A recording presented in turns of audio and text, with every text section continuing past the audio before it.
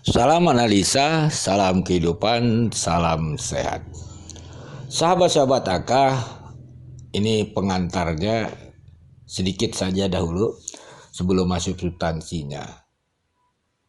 Ada sahabat AK melalui WA bertanya, Bang AK kenapa tidak membahas tentang DNA yang lagi pilar oleh dikatakan Dr. Astri. Ya, AK menjawab simpel begini. Akan nggak bisa terlalu jauh membahas tersebut. Sebab membahas DNA tersebut harus paham substansinya.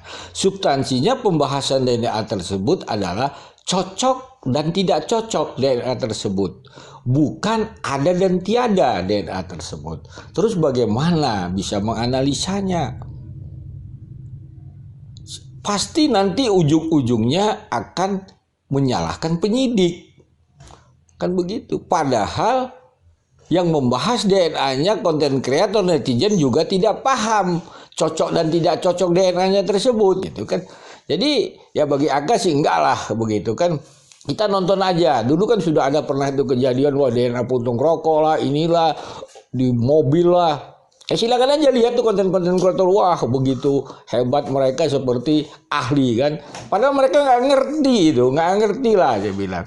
Substansi yang dibahas itu nggak ngerti. Nah, itu kan ya boleh kita uji lah begitu kan.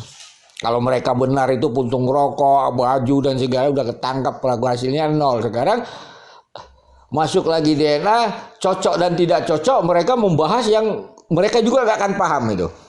Nah, oke sahabat-sahabat AK. Yang lebih baik kita membahas yang kita paham, logika sehat, bisa mencernanya sahabat-sahabat AK. Contoh begini sahabat-sahabat AK. Keterangan saksi, kan begitu sahabat-sahabat AK, adalah petunjuk sahabat-sahabat AK. Tetapi apabila petunjuk tersebut dikaburkan atau ditutup-tutupi atau tidak terang benerang, tentunya masalah yang dibahas akan sahabat-sahabat AK lama terungkap. Kan begitu. Mari kita buktikan sahabat-sahabat AK. Kasus ini lama terungkap. Kita buktikan saja dari keterangan saksi ini. Kalau untuk di ini pas kemarin cek uang yang 30 juta untuk gaji guru masih ada. Ini mau nanya lagi Pak, jumlah gurunya berapa sih Pak di sana Pak? Kalau guru 5 orang, Bu. Gurunya cuma 5 orang. Ya. Sana tuh.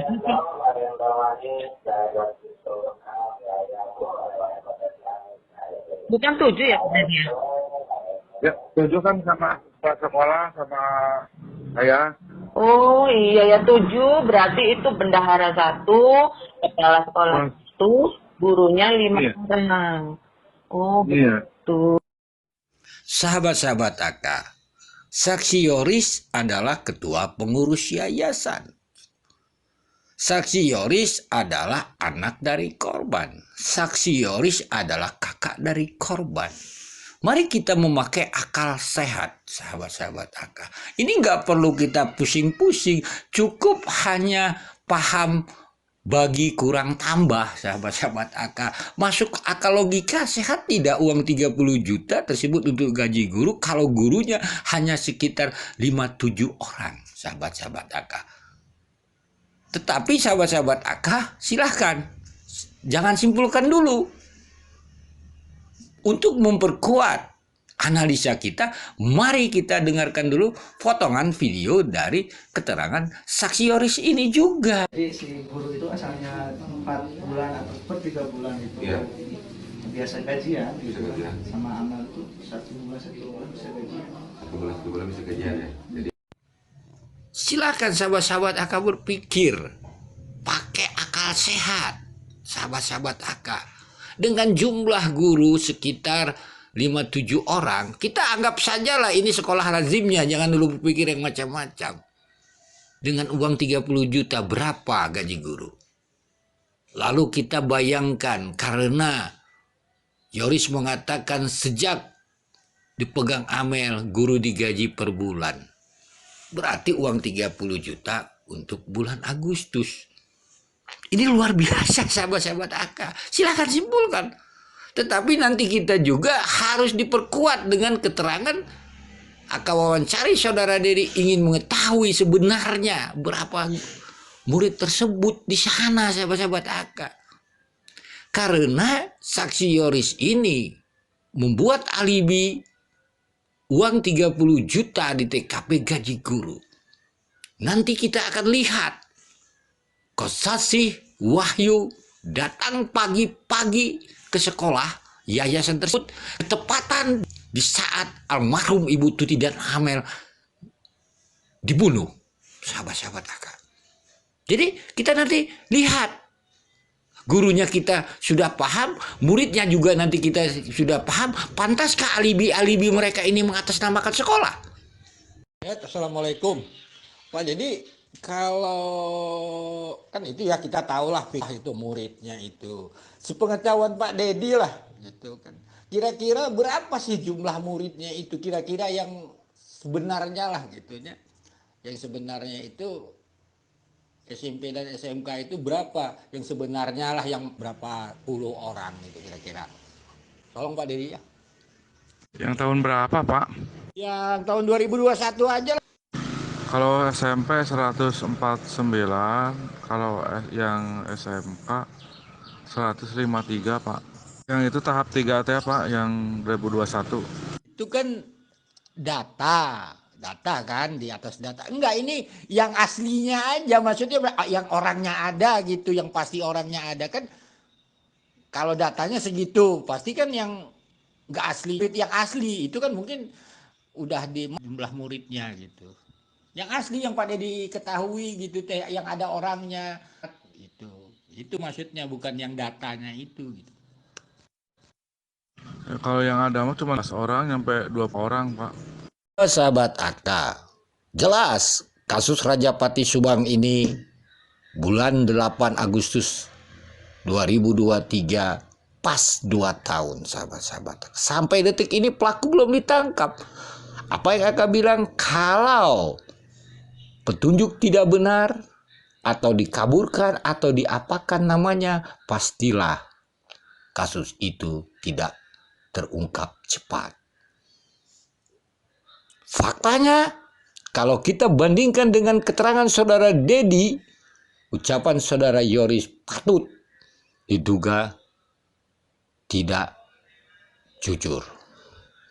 Kalau dikatakan AK tidak jujur, silahkan upload kegiatan belajar mengajarnya. Kan itu AK tantang sama mereka kalau mereka mengaku jujur, begitu. Begitu juga sahabat-sahabat AK.